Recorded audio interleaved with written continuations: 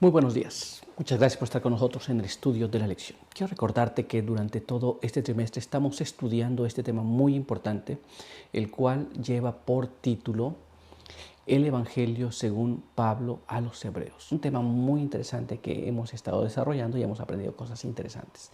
Y en esa semana que ya estamos en la recta final, también tenemos un tema que hemos estado desarrollando y es un tema muy interesante. El tema de esta semana se titula Puesto los ojos en Jesús. Una cosa muy interesante que debemos de hacer constantemente. Pero antes de continuar, quiero invitarte para que juntos podamos recordar el texto que estamos aprendiendo. Este se encuentra allá en el libro de Hebreos,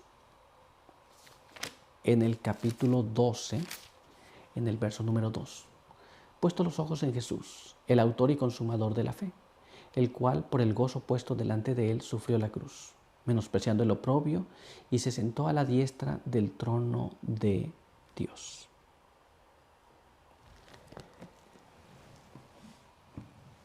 Con este pensamiento quiero invitarte para que juntos podamos tener una oración. Acompáñame. Padre eterno que está en los cielos, santo y bendito sea su nombre. En esta mañana queremos agradecer por la vida y la salud. Queremos pedir que su bendición nos acompañe mediante el estudio de su palabra y que a través de ese estudio podamos entender su voluntad. Denos su buen espíritu, ayúdenos en todas las cosas y permita que esa palabra pueda ser en nuestra mente y también en nuestra vida práctica. Pedimos todo esto en el nombre de Jesús. Amén. Muy bien, pues vamos a ve lo que nos dice el resumen de este párrafo. Este se encuentra en los Hechos de los Apóstoles, en la página de los Apóstoles, página 170, y nos dice así: si los que hoy enseñan la palabra de Dios elevaran más y más la cruz de Cristo, su ministerio tendría mucho más éxito. Si los pecadores pudieran ser inducidos a dirigir una ferviente mirada a la cruz y pudieran obtener una visión plena del Salvador crucificado, comprenderían la profundidad de la compasión de Dios y la pecaminosidad del pecado.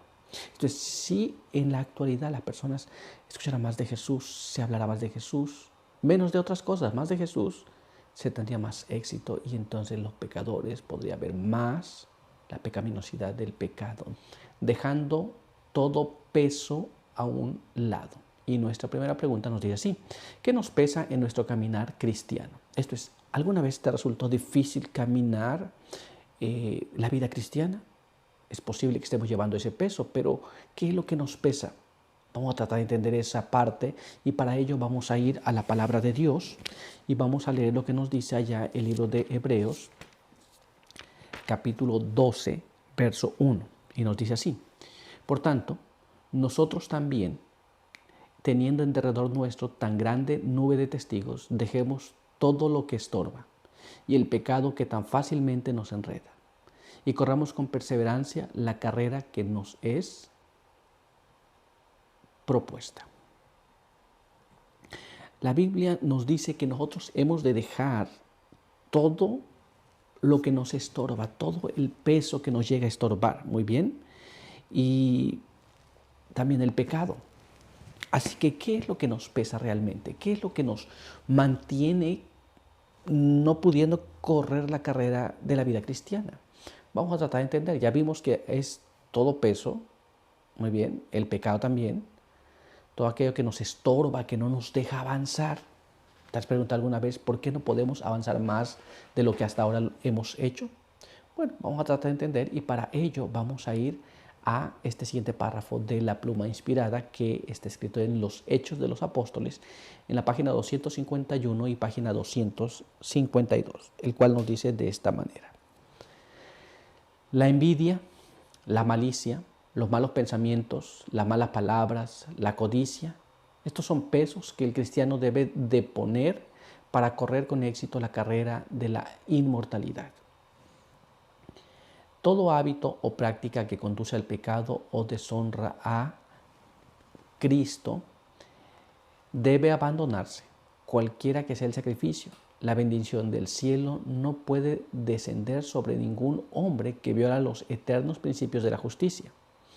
Un solo pecado acariciado es suficiente para degradar el carácter y extraviar a otros. Aquí tenemos envidia, malicia, malos pensamientos, codicia. Todas estas cosas son las cosas que nos detienen.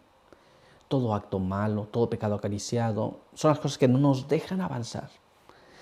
Lo malo de este asunto, o lo peor de este asunto, es que nosotros podemos darnos cuenta qué es lo que nos detiene. Y lo interesante es de que esas cosas no se ven.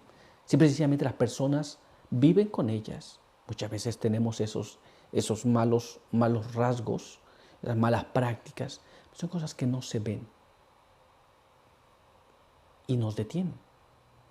Si se vieran, lo abandonaríamos pronto, pero como no se ven, tan ocultos, entonces nos detienen porque no tenemos la intención de abandonarlos. Pero debe ser abandonado. Pero vamos a continuar y vamos a ver ahora lo que nos dice nuestra siguiente pregunta. ¿Cómo podemos vencer estos defectos de carácter? ¿Cómo podemos hacer para vencer estas cosas? ¿Alguna vez te has preguntado qué hacer? Bueno, vamos a tratar de entender esa parte. Así que vamos a ver qué es lo que nos dice la Biblia. Vamos a leer lo que está escrito aquí en Hebreos capítulo 12, en el verso número 2. Y ahí leemos de esta manera. Fijos los ojos en Jesús, autor y consumador de la fe, quien en vista del gozo que le esperaba, sufrió la cruz, menospreció la vergüenza y se sentó a la diestra del trono de Dios.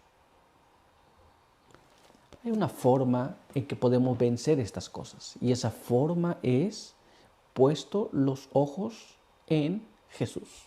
Muy bien, muchas veces estamos batallando con esas situaciones tal vez, pero si nosotros quedamos viendo a Jesús, entonces va a ser mucho más fácil vencer esos problemas, esos defectos de carácter. Pero vamos a ver cómo nos explica esto el Espíritu de Profecía. Veamos lo que nos dice este siguiente párrafo. Palabras del Gran Maestro en la página 289 nos explica así. Mirando a Jesús obtenemos vislumbres más claras y distintas de Dios, y por la contemplación somos transformados.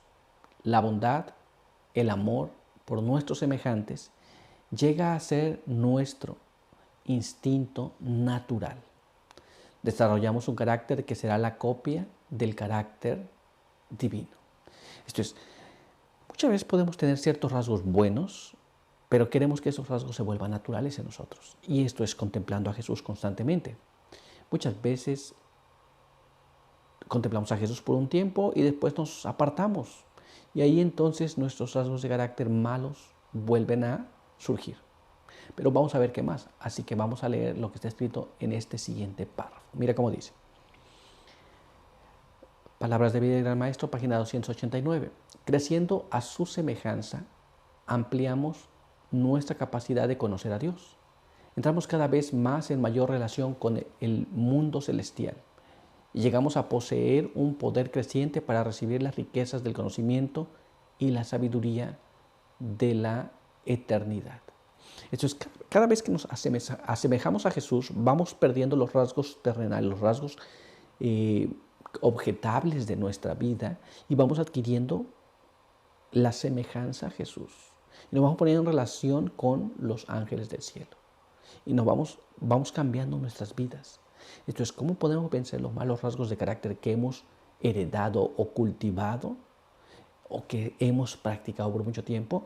Mirando a Jesús constantemente y creciendo en el conocimiento de Jesús. Así que ahora ya sabemos cómo hacer para eliminar esas cosas de nuestra vida. Muy bien, pues vamos a continuar con este estudio para el día de hoy. El gozo de Cristo. Y nuestra primera pregunta nos dice así. ¿Cuál fue el motivo principal para que Cristo muriera en nuestro lugar? Esto es, ¿por qué razón Jesús murió en lugar mío y en lugar tuyo? ¿Cuál fue la razón? Vamos a tratar de entender esto, porque muchas personas se llegan a preguntar esto, ¿por qué tenía que morir por mí? Pero vamos a ver cuál fue la razón. que es lo importante. Así que vamos a ir a la palabra de Dios y vamos a ver lo que está escrito allá en el libro de Hebreos, en el capítulo 12 y en el verso 2, en la última parte. Y leemos de esta manera. Quien en vista del gozo que le esperaba sufrió la cruz, menospreciando la vergüenza, y se sentó a la diestra del trono de Dios. La Biblia nos dice que en vista del gozo que le esperaba, esto es, él iba a gozarse por algo que estaba haciendo. ¿Qué es esto? Esto es, murió por ti y por mí solo por el gozo. ¿Qué gozo es ese? Vamos a tratar de entender. Así que vamos a ir nuevamente a la palabra de Dios y vamos a ver ahora lo que está escrito aquí en el libro de Isaías, en el capítulo 53 y el verso número 11. Después de tanta aflicción, verá la luz y quedará satisfecho. Con su conocimiento, mi siervo justo justificará a muchos y llevará las iniquidades de ellos. Así que él iba a quedar contento al ver que muchos serían perdonados o justificados. ¿Nos damos cuenta? Esto es, no era cualquier gozo, era el gozo de poder salvar a aquellos que aceptaran a Jesús. Muy bien, y por ese gozo vino y murió por ti y por mí. Esto es, cada vez que tú o que yo o cualquier otra persona acepta a Jesús como su Salvador, Él se queda con gozo. Y por ese gozo que Él tendría por haber salvado a una persona, menospreció la cruz y aún murió por ti y por mí. ¿Nos damos cuenta?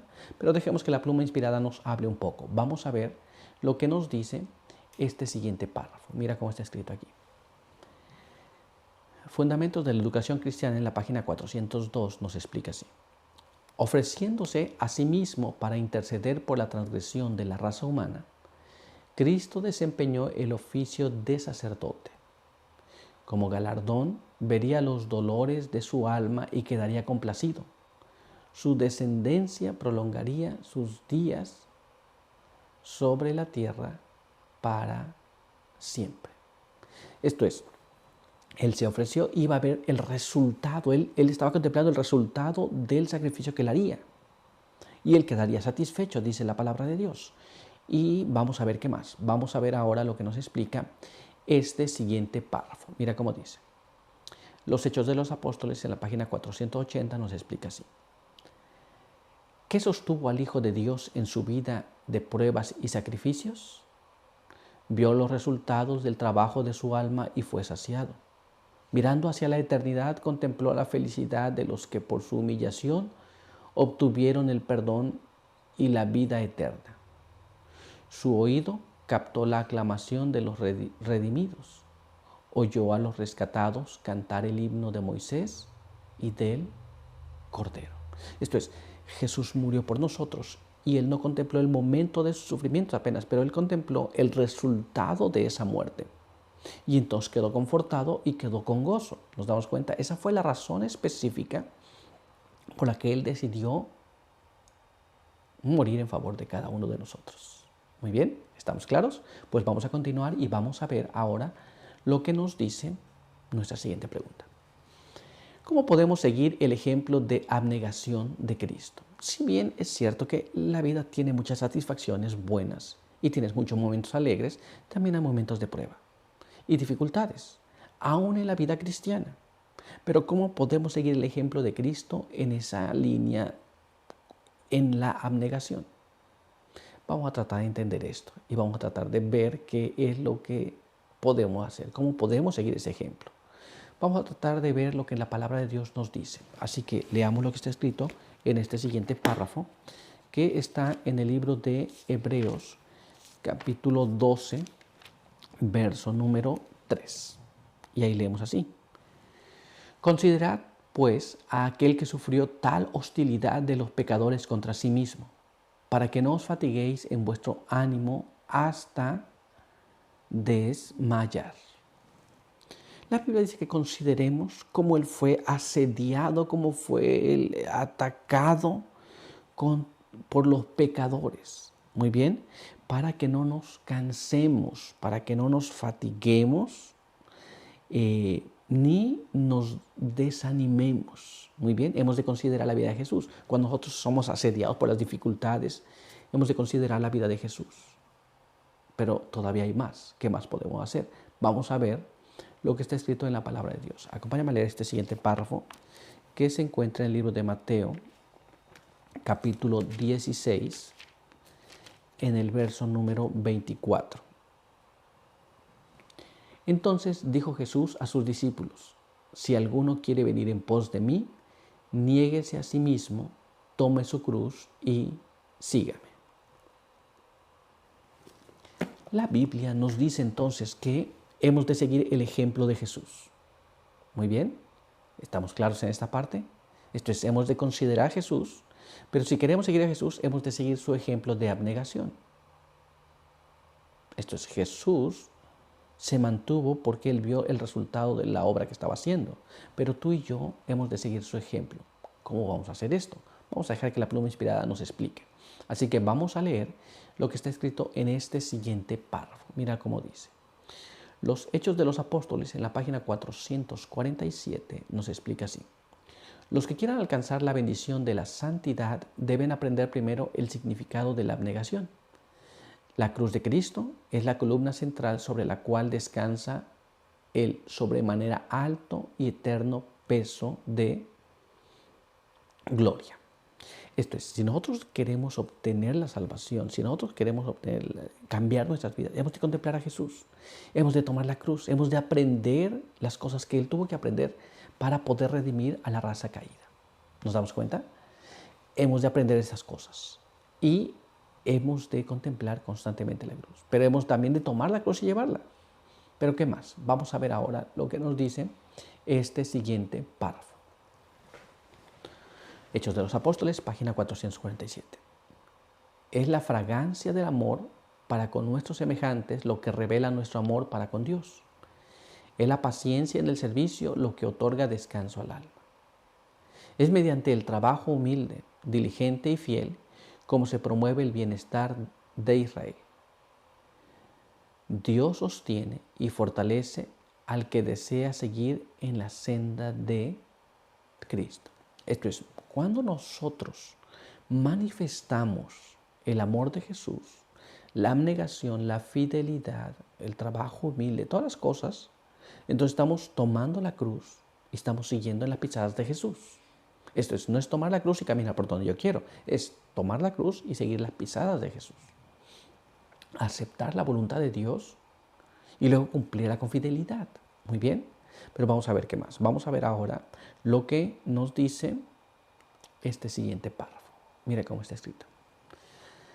Hombres que han vivido lo más cerca de Dios, hombres que sacrificaron sus vidas antes de cometer a sabiendas un acto pecaminoso, hombres a quienes Dios honró con luz divina y poder, confesaron su naturaleza pecaminosa, no pusieron su confianza en la carne, no pretendieron poseer una justicia propia, sino que confiaron completamente en la justicia de Cristo.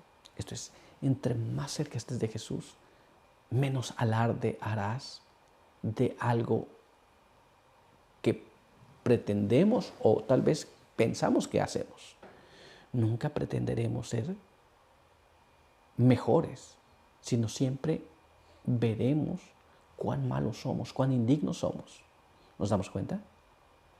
Pero todavía hay más, así que vamos a ver ahora lo que nos dice este siguiente párrafo. Mira cómo está escrito.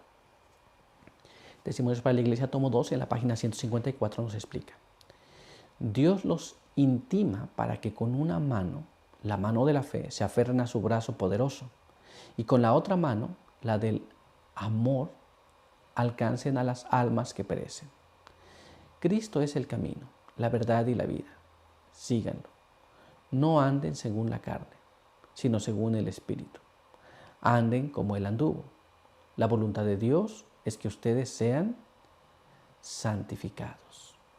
Tenemos dos partes para hacer. Uno, encontrarnos con Jesús por la fe. asemejarnos a Jesús por la fe. Y otro, alcanzar a nuestros semejantes por causa del amor. Entonces tenemos dos puntos que tenemos que manifestar.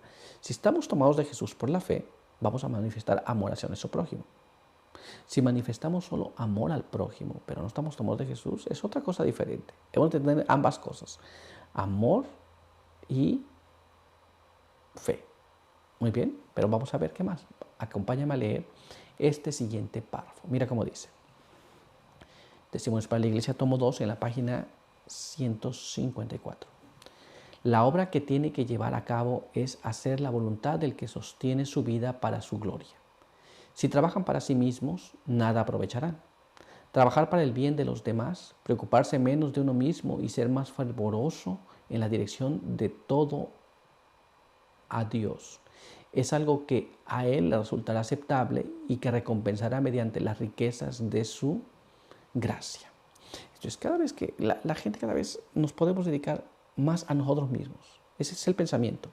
Las personas desean tener cosas, desean hacer cosas para sí mismos, pero menos hacia los demás. Hemos de cambiar eso. Hemos de asemejarnos a Jesús más hacia los demás, ayudar a aquel que está en necesidad, ayudar a aquel que está en dificultad y asemejarnos de esta manera a Jesús. Y Jesús va a darnos la riqueza de su salvación. Muy bien, pues vamos a continuar con nuestro estudio para el día de hoy. La relación padre-hijo. Y nuestra primera pregunta nos dice así: ¿cómo trata un padre amoroso a sus hijos descarriados?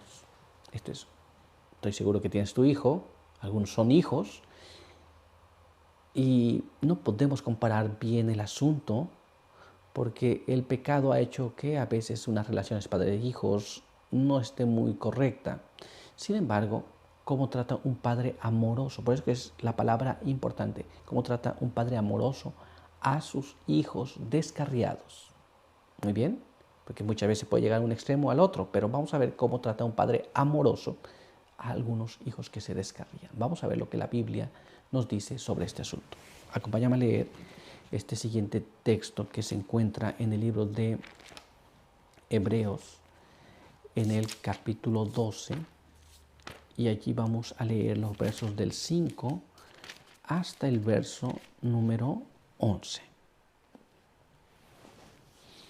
Ya habéis olvidado la exhortación que como a hijos os dirige el Señor, al decir: hijo mío, no menospreciéis la disciplina del Señor, ni desmayéis cuando eres reprendido por Él. Porque el Señor reprende al que ama y azota a todo el que recibe por hijo. Soportad las pruebas como disciplina, pues Dios os trata como a hijos. Porque ¿qué hijo es aquel a quien el Padre no disciplina? Si os dejara sin disciplina, de la cual todos participan, seríais bastardos y no hijos. Por otra parte, nuestros padres terrenales nos disciplinaron y los respetábamos. ¿Con cuánta más razón debiéramos someternos al Padre de los Espíritus y vivir? Nuestros padres nos disciplinaron por pocos días, como a ellos les parecía, pero Dios nos disciplina para nuestro bien, para que participemos de su santidad. Es verdad que al presente ninguna disciplina parece ser motivo de gozo, sino de tristeza, pero después da fruto apacible de justicia a los que en ella son ejercitados. La Biblia nos explica entonces que un padre amoroso va a ejercer la disciplina. Cuando nos descarriamos, va a ejercer disciplina. Esto nos va a castigar, nos va a llamar la atención. Y la Biblia compara que nuestros padres también en algún momento nos castigaron, como a ellos les parecía mejor. Pero Dios nos manda la disciplina para que nosotros seamos ejercitados en ella y podamos tener o podamos ser mejores de lo que ya estábamos en ese momento. Podamos corregir nuestros males existentes. Así que, ¿cómo trata un padre amoroso a los hijos descarriados? No los deja allí y los abandona. Esto es, los disciplina. Muy bien. Pero ¿qué más nos dice la palabra de Dios? Vamos a ver ahora lo que está escrito aquí en el libro de Apocalipsis capítulo 3, en el verso número 19. Mira cómo dice: yo reprendo y disciplino a todos los que amo. Sé pues celoso y arrepiéntete. La Biblia nos dice que Dios reprende y disciplina a todos los que ama. Muy bien. Esto es, si Dios nos pone la disciplina, nos reprende, es porque tiene amor para nosotros, porque no desea que continuemos en la vida que tenemos. ¿Nos damos cuenta? Pero vamos a ver lo que nos dice la pluma inspirada. Leamos lo que está escrito en este siguiente párrafo. Mira cómo está escrito aquí. Testimonios para la Iglesia, tomo 5, en la página 640, nos dice así: David aprendió sabiduría de la manera en que Dios le trató y se postró humildemente bajo el castigo del Altísimo. El cuadro fiel que de su estado presentó el profeta Natán hizo conocer a David sus propios pecados y le ayudó a abandonarlos. Aceptó mansamente el consejo y se humilló delante de Dios. Así que lo que a veces Dios lo va a hacer de esta manera, va a revelar el mal que hay en nosotros. Cuando nosotros aceptamos lo que Dios nos revela, vamos a también aceptar la disciplina que Dios traiga para nosotros. ¿Nos damos cuenta? Pero vamos a ver qué más. Vamos a ver ahora lo que está escrito en este siguiente párrafo. Mira cómo dice. Testimonios para la Iglesia, tomo 5, en la página 640. Nuestro Señor ha dicho: yo reprendo y castigo a todos los que amo. Es verdad que ningún castigo al presente parece ser causa de gozo, sino de tristeza, mas después da fruto apacible de justicia a los que en él son ejercitados. Aunque la disciplina sea amarga, la administra el tierno amor del Padre, para que por ella seamos hechos participantes de la naturaleza divina. Esto es, la disciplina es muy difícil cuando pasamos ese evento, esa parte, pero es por amor que se nos aplica esa disciplina. ¿Y cuál es la razón? Dios sabe lo que nosotros necesitamos abandonar, el aspecto de nuestra vida que necesitamos corregir. Y cuando Él nos aplica esa disciplina, siempre va a ser algo bueno en nuestras vidas. Muy bien. Entonces, ¿cómo trata un padre amoroso a sus hijos descarriados? Disciplinándolos. Muy bien. Pero vamos a continuar y vamos a ver ahora lo que nos dice nuestra siguiente pregunta. Acompáñame. ¿Qué propósito tiene Dios para nosotros en nuestras pruebas? Esto es, estoy seguro que has pasado por algunas pruebas. Es posible que algunos de ustedes ahora estén pasando pruebas. Pero ¿cuál es el propósito de Dios en nuestras pruebas? Vamos a dejar que la Biblia nos hable sobre este asunto. Así que vamos a leer este siguiente párrafo que se encuentra en el libro de Mateo, en el capítulo 5. Y ahí vamos a leer el verso número 4. Bienaventurados los que lloran, porque ellos serán consolados. La Biblia nos dice que en las pruebas pasamos esa dificultad, pero esas dificultades nos traerán como respuesta consolación. Dios tiene un propósito muy específico. Muy bien, muchas personas han pasado por pruebas y se preguntan el por qué y pasan dificultades. Pero aquellos que pasan dificultades reciben consolación. Vamos a ver qué es lo que nos dice la pluma inspirada para entender un poco más. Así que profundicemos en este conocimiento y veamos lo que está escrito en este siguiente párrafo. Se encuentra en el discurso maestro de Jesucristo en la página 14 y la página 15. Y nos dice así: Dios no aflige ni entristece voluntariamente a los hijos de los hombres. Cuando Él permite que suframos pruebas y aflicciones, es para lo que nos es provechoso, para que participemos de la santidad, de su santidad. Si la recibimos con fe, la prueba que parece tan amarga y difícil de soportar resultará una bendición.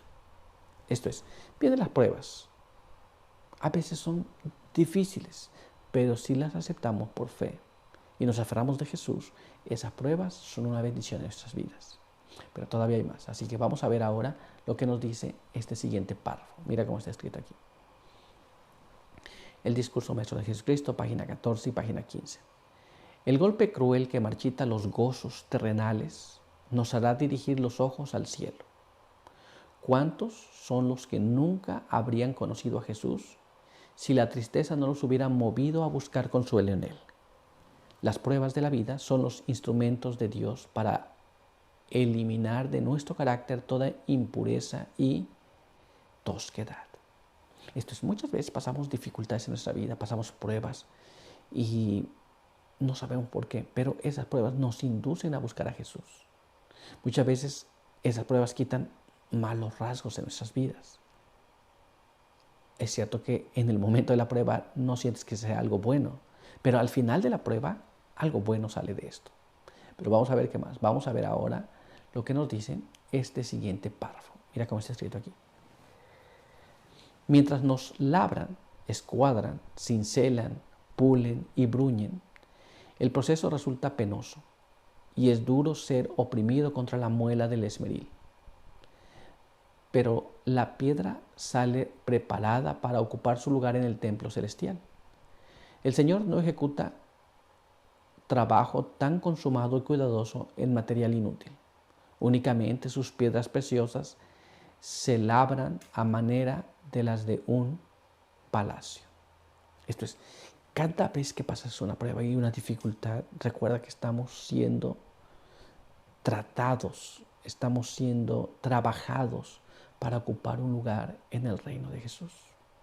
Pero como dije, no son procesos fáciles y sin embargo son necesarios. Pero vamos a ver qué más. Vamos a leer ahora este siguiente párrafo. Acompáñame. Testimonios para la Iglesia, tomo 3, en la página 457 y página 458 nos dice así. Es Dios quien lo ha conducido en medio de dificultades. Él tenía un propósito en esto, para que la tribulación pudiera obrar en usted paciencia, y la paciencia piedad, y la piedad esperanza. Permitió que le sobrevinieran pruebas para que mediante ellas usted pudiera experimentar los apacibles frutos de justicia. Las pruebas traen como resultado paciencia, la paciencia trae como resultado piedad. Y a veces Dios nos conduce en medio de estas cosas para que esos rasgos se desarrollen en nosotros.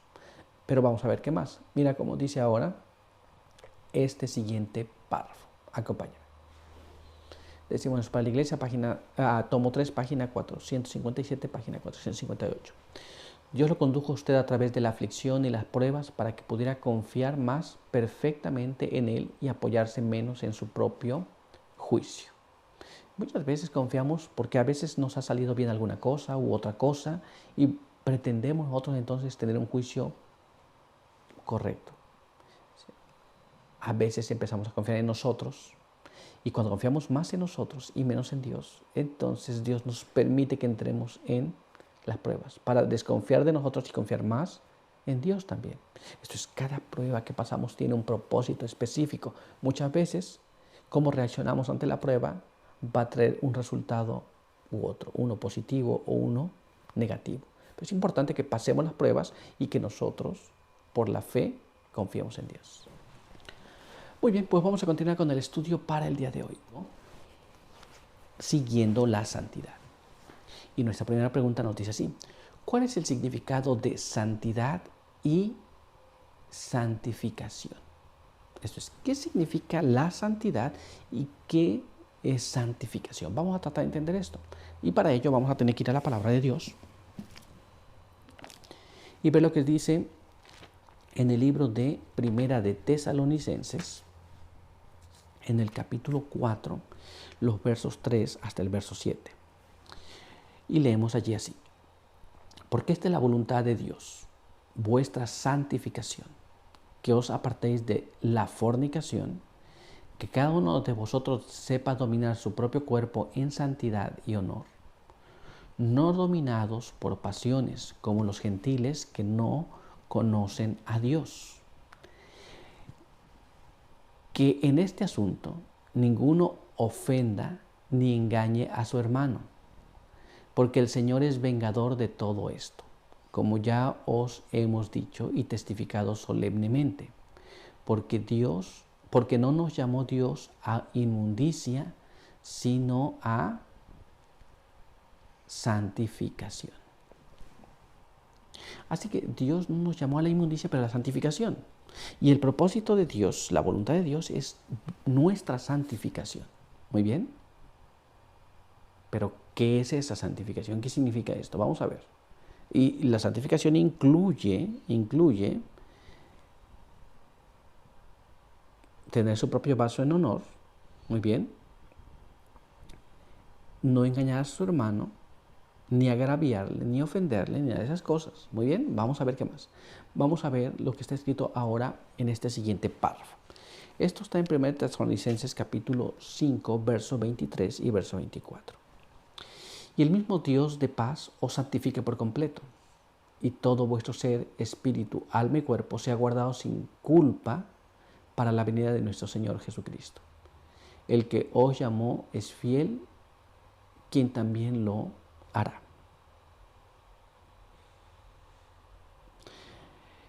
La Biblia nos dice que Dios va a hacer estas cosas. Sin reprensión tiene que quedar nuestro espíritu, alma y cuerpo. Muy bien, vamos a tratar de entender esto. Resulta que Dios quiere que lleguemos a ser santificados. ¿Qué es la santidad y qué es la santificación? Vamos a tratar de entender esto.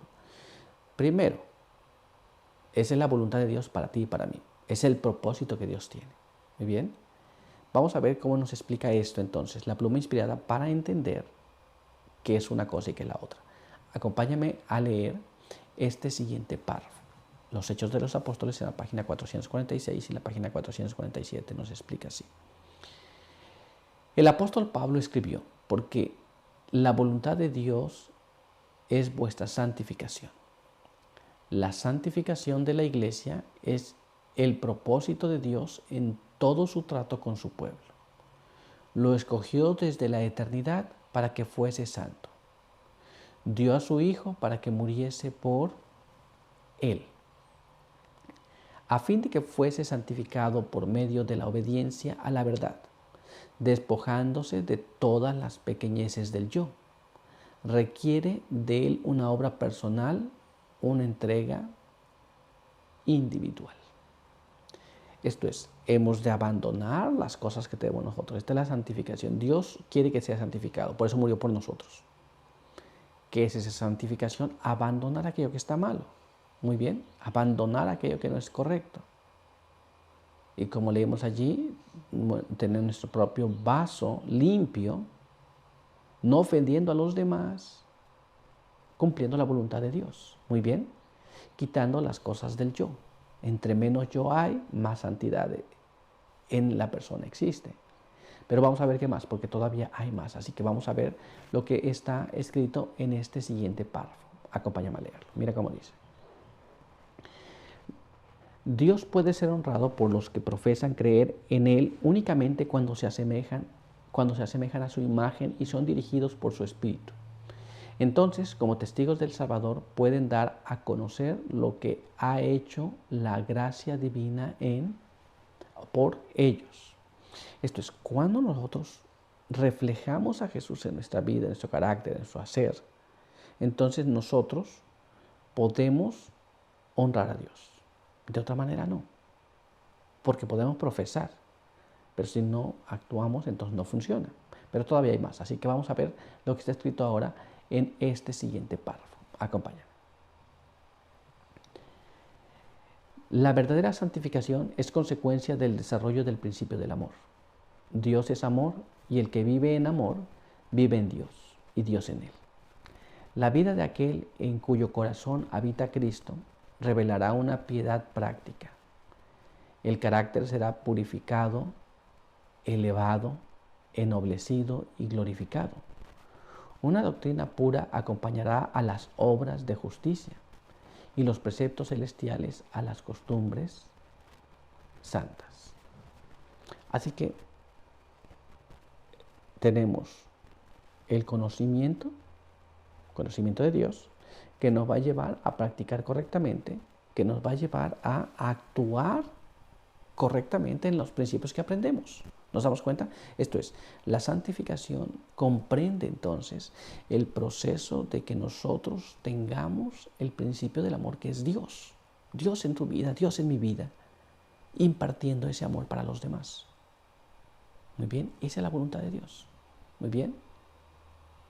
Pero vamos a continuar ahora y vamos a ver lo que nos dice nuestra siguiente pregunta. Veamos aquí. ¿Cuál es uno de los principales agentes de nuestra santificación? ¿Cómo es que podemos llegar a esa santificación? Hay varios agentes que nos llevan, pero ¿cuál es uno de los principales? Vamos a tratar de entender esto y para ello vamos a ir a la palabra de Dios. Y vamos a leer lo que está escrito aquí en el libro de Juan, capítulo 17, verso número 17. Ahí leemos de esta manera. Santifícalos en tu verdad, tu palabra es verdad. La Biblia nos dice que hemos de ser santificados en la verdad. En la palabra de la verdad, por supuesto. Esto es, en la Biblia. Entre más estudiamos la Biblia, comprendemos la Biblia y practicamos la Biblia, somos santificados. Muchas personas no les gusta leer la Biblia. A muchas personas leen la Biblia, pero nunca la vive. Hay personas que viven ciertas cosas de la Biblia, pero ciertas cosas no. Pero la Biblia nos dice que hemos de ser santificados en la verdad bíblica, por supuesto. Pero vamos a ver lo que nos dice la pluma inspirada. Vamos a leer este siguiente párrafo que se encuentra allá en Primeros Escritos en la página 104. Y nos dice de esta manera.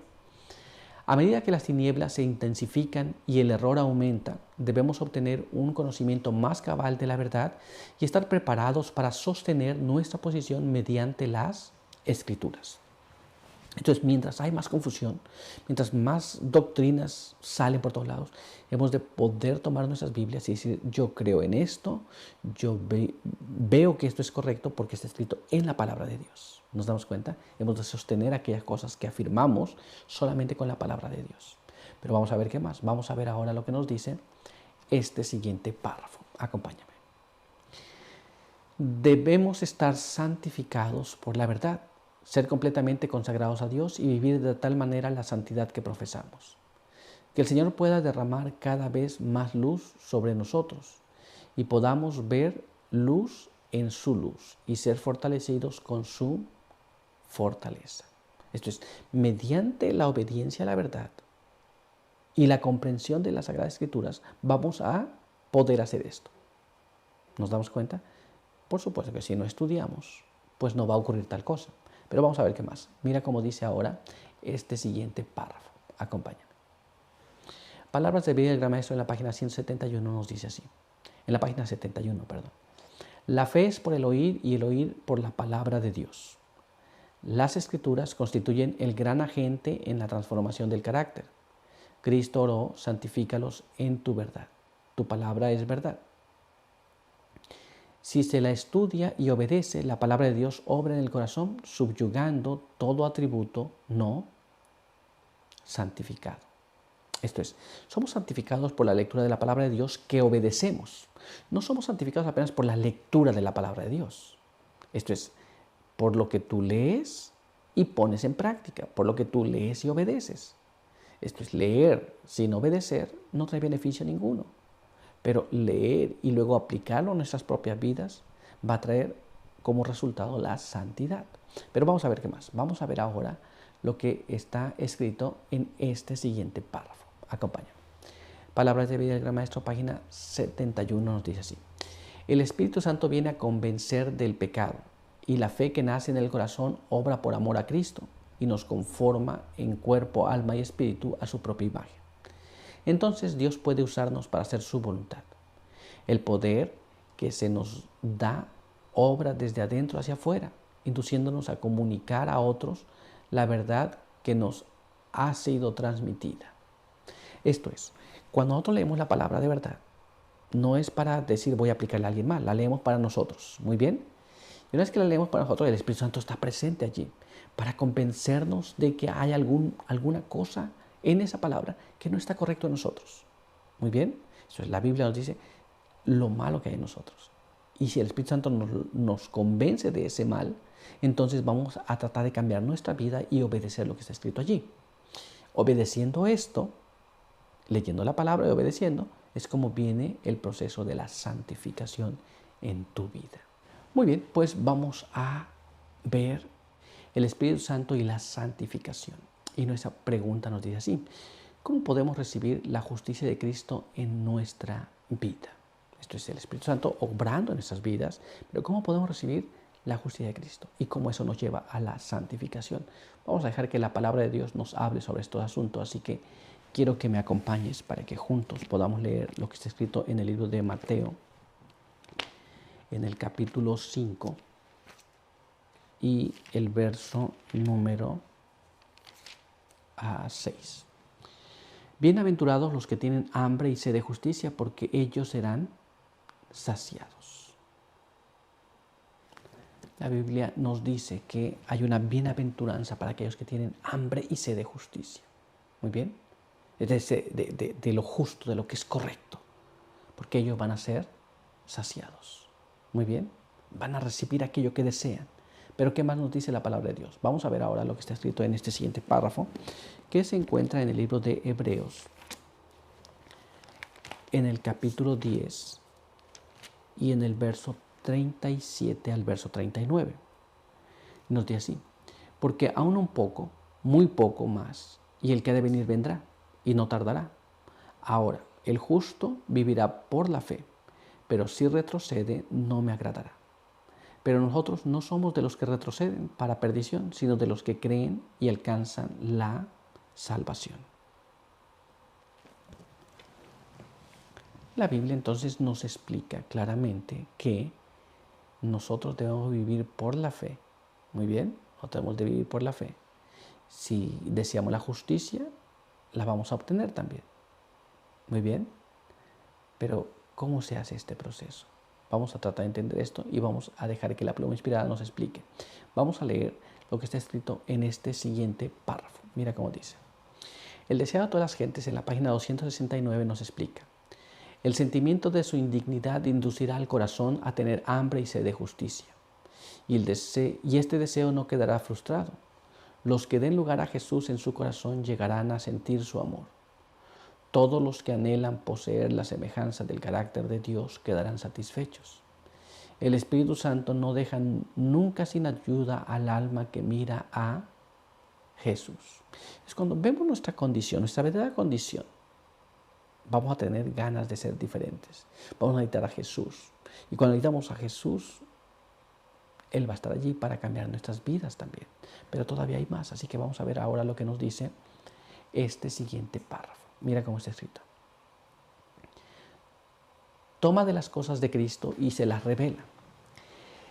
Si la mirada se mantiene fija en Cristo, la obra del Espíritu no cesa hasta que el alma quede conformada a su imagen. El elemento puro del amor dará expansión al alma y la capacitará para llegar a un nivel superior. Un conocimiento acrecentado de las cosas celestiales, de manera que alcanzará la plenitud. Así que nosotros hemos de contemplar a Jesús. Y si contemplamos a Jesús, cada día iremos cambiando nuestra vida, nuestro carácter, seremos diferentes. Aquí y allá haremos un cambio radical en nuestras vidas.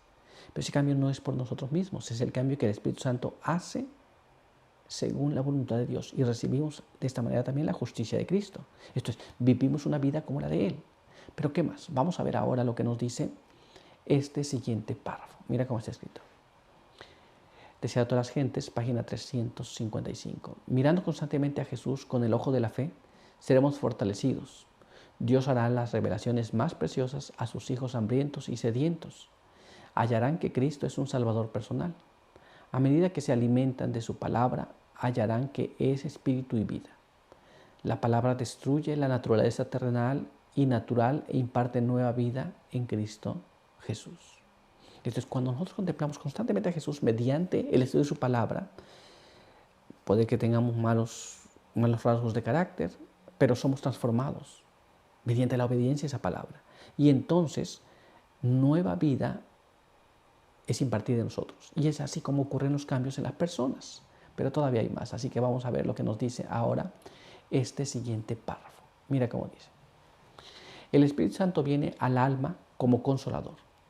Por el factor transformador de su gracia, la imagen de Dios se reproduce en el discípulo. Viene a ser una nueva criatura. El amor reemplaza el odio y el corazón recibe la semejanza divina. Esto es lo que quiere decir vivir de toda palabra que sale de la boca de Dios. Esto es comer el pan que descendió del cielo. Muy bien, esto es, somos transformados poco a poco. Y puede ser que nosotros no nos damos cuenta, pero somos transformados mediante el contemplar a Jesús constantemente. Y recibimos de esta manera la imagen de Jesús mismo en nosotros. Pero vamos a ver qué más. Mira cómo dice ahora este siguiente párrafo. Acompáñame. El deseo de todas las gentes en la página 82 nos explica. Para el pecado, donde quiera que se encuentre, nuestro Dios es fuego consumidor. En todos los que se sometan a su poder, el Espíritu de Dios consumirá el pecado. Pero si los hombres se aferran al pecado, llegan a identificarse con él. Entonces la gloria de Dios que destruya el pecado debe destruirlos a ellos también. Esto es, estamos en este momento, en este tiempo, para que el Espíritu Santo consuma todo lo malo que hay en nosotros. Destruya aquello que no funciona en nuestras vidas. Y cree uno nuevo, a semejanza de Jesús. Muy bien. Así que esto tiene que ocurrir hoy, porque cuando Jesús venga, su gloria destruirá todo el pecado. Y si decidimos en algún momento aferrarnos al pecado, no querer soltar el pecado, no querer cambiar nuestras vidas, la gloria de Dios destruirá el pecado. Y si el pecado habita en mí, seré destruido también. Así que es muy importante que recibamos la santificación, que recibamos la justificación ahora, que recibamos la justicia de Cristo ahora para no ser destruidos en su venida. Muy bien, pero por hoy nuestro estudio ha concluido, así que quiero invitarte para tener una oración. Acompáñame. Padre eterno que está en los cielos, santo y bendito sea su nombre. Queremos agradecer en esta hora por permitirnos la vida y la salud. Queremos agradecer también porque nos permite leer su palabra. Hemos visto la importancia de que hoy nuestra vida sea cambiada, nuestro carácter sea transformado. Y queremos pedir que nos pueda ayudar para poder permitir al Espíritu Santo obrar en nuestras vidas. Quede con nosotros ahora, bendiga a aquellos que nos ven y nos escuchan, denos su buen espíritu para ser transformados a su imagen y guárdenos hasta su pronta venida. Pedimos todo esto en el nombre de Jesús. Amén. Muy bien, pues muchas gracias por estar con nosotros. Recuerda que si estos materiales son de ayuda espiritual en tu vida, te invitamos a que los compartas. Y también si no estás suscrito a nuestro canal, te invitamos a que así lo hagas y active las notificaciones para que sepas cuando tenemos material nuevo. Así que no te olvides orar por nosotros, no te olvides en comentarnos que nosotros te leemos y estaremos esperándote en la siguiente edición de la lección de Escuela Sabática. Por hoy, que Dios te bendiga.